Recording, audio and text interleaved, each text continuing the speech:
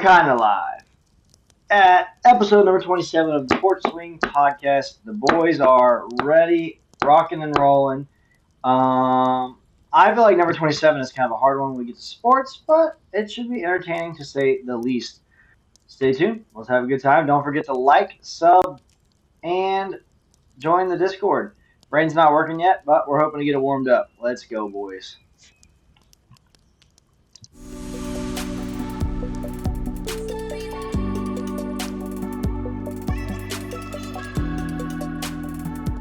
Sports kind of starting to hit a lull here, unless you're a big hockey fan, which I know we're not necessarily.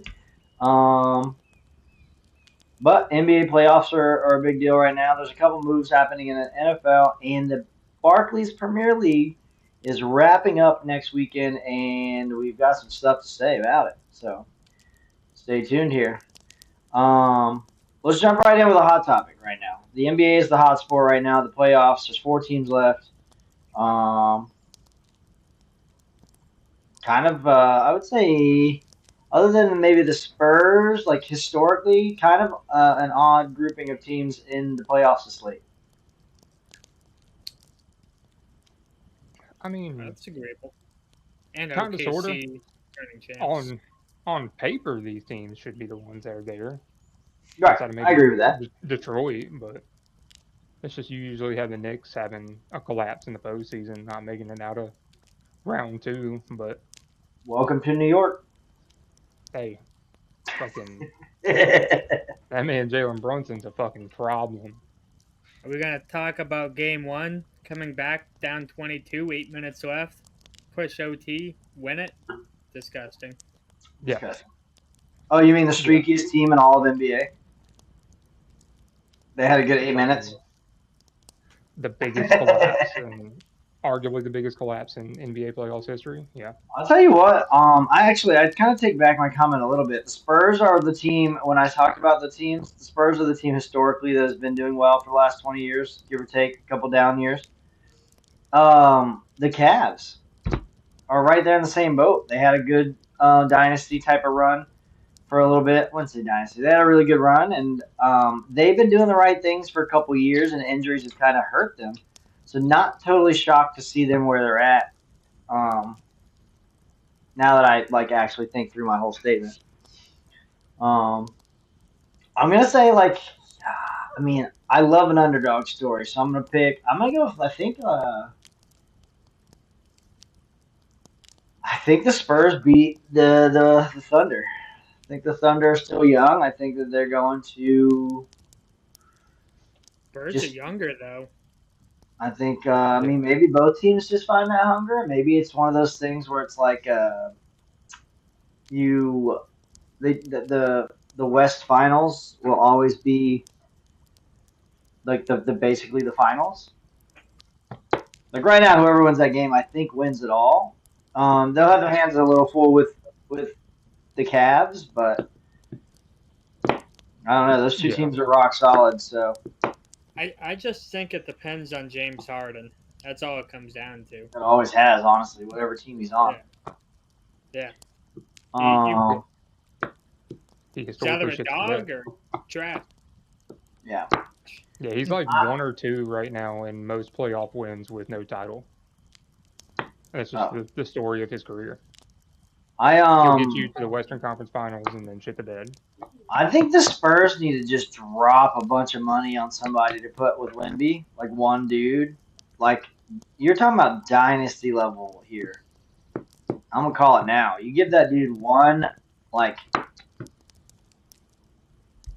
you're talking years of just not beatable basketball. I feel like they have that one piece already, though, in De'Aaron Fox. Yeah, he went there, actually. I like De'Aaron Fox a lot. I think he's, Fox a lot too. But I still think he is a player that's like a cast player. Like, he's only great, or he's only good because he's with Wemby. I think you need to give Wemby like a guy that can play consistently by himself. He's got one. Stephon Castle. Steph Castle, bro. Steph Castle is a fucking problem. Don't know That this dude kid. is. I'll be honest with you He guys. is. He's a He. dog. What's it? The second year, I think. He was a rookie last year. Stephon Castle. Yeah, I Yeah, know. rookie last. I know Dylan Harper's a rookie Year. this year. Okay. Castle was their rookie last year. Yeah, Stephon Castle is fucking good, dude. Now, He's still probably on a rookie deal, rookie contract. if they're gonna go out and make a move, they need to make the move, the big move this offseason, and that's trading for Giannis. If they trade for Giannis and they have Giannis Antetokounmpo and I Victor might quit watching Wembanyama in the basketball. paint, you cannot beat that team in a There's no 7 point game in watching series. basketball for the next 7 years. You can't beat them in a 7 game series. They would have too much size. They'd have too much length. They'd have too much power. You got a guy like Wemby that can stretch the floor. Literally, this 7'3" motherfucker can play point guard if he wanted to. It's You see the crazy. three? Do you see that pull up three he hit? No, but I've seen From some the of them. logo. Yeah, it was. You remember the three that Curry pulled up and hit in some playoff game like 10 years ago? It wasn't a playoff game, actually. Oh no, I know what you're talking. It was a playoff game. Yeah, it was against the Yeah, Thunder, actually. I think. yeah. Mm-hmm. From right about the same spot Wemby pulled Yeah. up the other night and busted a three. The 3-pointer that I was thinking about when you said 10 years ago, also. Oh yeah, 10, 12 years ago. I watched Golden State Warriors play in New Orleans the year they won their first championship, which I think was 2015. Sounds about right. I went and watched a game with my dad. They actually lost the game, but Curry hit. I think I could probably find a picture of it. Corner three, like 2 or 3 defenders coming out to get him, and he puts it up and sinks it. And I heard the entire gym go silent because New Orleans needed to win to get in the playoffs. They needed that to be the 8th seed, and they go to OT. You know, it's like so tense, right? It's my top 3 sporting event I've ever been to, and my team lost, and New Orleans made it to the playoffs. But whatever, the Warriors win the championship. Like, That's what it is. yeah, that was one of my favorite sports moments. My dad's actually been there for 2 of those, so pretty epic. Yeah, the Knicks are streaky, dog. So yeah, the Knicks are. But I do have a question that I saw on another podcast. They brought up the topic of Shea. If Shea turns this around, and the Thunder beat the Spurs, Thunder go on to win the NBA Finals, he wins Finals MVP again. That's back-to-back years he would have MVP and Finals MVP in the same season. And 2 rings. Do you think he gets in the top 5 point guard of all time conversation? Or does conversation? Conversation? Of top 5 point guard of all time. He will be put in the conversation. People will have that conversation. It's a matter of does he deserve to be there yet? And not only that, but did he deserve those MVPs? As the kids say. Kind of get gypped? Yeah. I actually don't know a more valuable player than Jokic since Jokic joined the league. Honestly. Not Wemby. Oh yeah. Conversation. We know that award is not what it's meant to be. Correct. The MVP stands for most valuable player. To the NBA. Well, what it's supposed to be is to your team. You're the most valuable player. Like, if you take that player off of that team, what would they be? And I feel like we've had this conversation on here before. Yeah. Right? If you take Shea off of the Thunder, they'd still be a playoff team. The Thunder's still a playoff team. They're losing in the first round. They're losing in the first round. Yeah, they're not a top 4 seed, but they're still a playoff team. Yeah. You take Jokic off the Nuggets, what do you have? The Hornets. Probably the worst team. No, not even the Hornets. Hornets made playoffs. Nuggets wouldn't make playoffs. Yeah. You have a team run by Jamal Murray. Like. Yeah, no, they'd be a lottery team every single year. So, yeah, you take Wemby off the Spurs, and they're back to the days of when they lost Tim Duncan and Ginobili, and they were a lottery team. Right. They were a lottery team. That's exactly it. Like, that's the thing. So when you say it, the most valuable player, I think it's become the most valuable prop. to the NBA as an organization. Who's going to bring us the most conversation, the most? Who's the most recognizable name is who wins MVP. Right. Can't disagree with that. Yeah. Who's the best player on the best team? Except that unanimous one that happened a couple years ago. But other than that, best player on the best team. That's what. But the thing is, too, there was some teams with Curry that if you took Curry off, they might be like a first round and out. But I'm not saying that every person that's ever won the MVP is undeserving. By no means am I saying that. But it's become this. It's become this. Yeah, 100%. It's the same thing that it is in the NFL. Like in the NFL, the MVP is a quarterback award. Whoever the best quarterback is that year is going to win it. I try to stay out of the NFL. Like it's just what it is. When was the last time somebody that was not a quarterback won the MVP? Legitimately, do you know? The 1900s. No, it was. It was within the last 10 years. McCaffrey? Nope.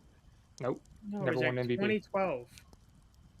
No, to my knowledge, the last player to win an MVP that was not a quarterback was LaDainian Tomlinson in 2007. Chargers? Mm-hmm. The year he broke the record. The year he broke Emmett's record for most touchdowns in the season. Dog. I don't even remember 2007. No, it was 2012. I was still trying to Adrian Peterson won it in 2012. Okay. AP. Oh, yes. AP. Yeah, that was a dog, though. That was another one. 2007, bro. I was probably still trying to get laid. Like, just saying. It was a long time ago. Okay, 2012. So you're talking 14 years? Yeah. Yeah. Like, what are we doing? It's what face of what franchise do you want to market for the next season or the off season? Like, let's just be real. Yeah. And the NFL is tough though. The NFL, there's a lot of players I would consider as MVPs to their team, but I really do think it is the most valuable prop to the organization, especially the NFL, which I consistently stand on this. They're a rigged organization. The most rigged in sports. Yeah, you're not going to give me saying anything about MVP. Lamar Jackson's won 2 MVP awards and has won like 1 playoff game. So, yeah, I will say he's a regular season MVP though. That dude is a dog. You cannot deny. Cannot deny. But I just said this the other day, dude. I was talking to a kid the other day. I was like, the Ravens should statistically have 2 trophies in the last decade. They should. Yeah. Because he's like, yeah, I play with the Ravens on Madden. I was like, that sounds awesome on Madden. Yeah, it is. I bet it is. Team on Madden, yeah. Right. It's like playing with Michael Vick on NFL Street, like. Yeah. Yeah, I don't know, man. Speaking of crazy shit going on in the NFL, I know that you're a little happy about this, which I'm a little curious about, if I'm being honest, because I thought you were against it last year when it happened, or the year before. Aaron Rodgers stays with the Steelers. Do we like that? Isn't he a cancer? Isn't he like ball cancer? I'm a fan of the move. Okay. I know, like, from what I've seen online, like I follow a lot of. Are you a fan of the move because it was a smart move? Like you don't have anything else there now, right? Currently. Yeah, kind of. Because it was like a good move with what options were available. Yeah, because if you look.